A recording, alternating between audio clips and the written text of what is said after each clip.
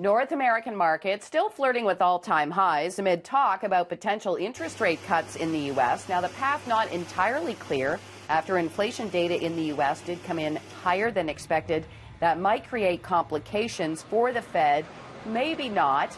The next meeting is set for later this month. The S&P has also hit 3,000 a couple of times over the last couple of sessions, and the Dow has moved above 27,000, so we've got milestones being hit as well. Delta Airlines is boosting its profit forecast for 2019 based on decent travel demand. This comes after the airline posted better than expected second quarter earnings and record revenue. The airline also says domestic revenue performance was the best in 5 years. Now, here's the thing about Delta. It does not use the Boeing 737 MAX planes.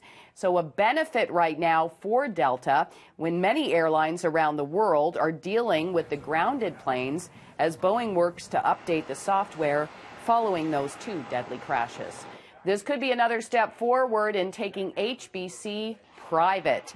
The retailer's special board committee has hired advisors to help evaluate a $1 billion take-private bid by the executive chairman. And the committee says it will take everything into consideration. Now, back in June, a group led by HBC executive chairman Richard Baker was offering $9.45 a share. The stock is hovering around $10. A few minority shareholders, including Land and Buildings, do not like the idea of going private because they say the current offer represents a fraction of what HBC's real estate in Canada and the U.S. is worth.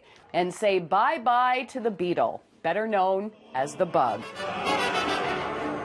The last one has rolled off the assembly line in Mexico, marking an end for a car that saw a lot since its debut in Nazi Germany back in 1938. Now, the car was commissioned as an affordable vehicle, and at one time it was one of the best-selling, but sales have dropped off. The factory in Mexico will now be making a new SUV starting in late 2020.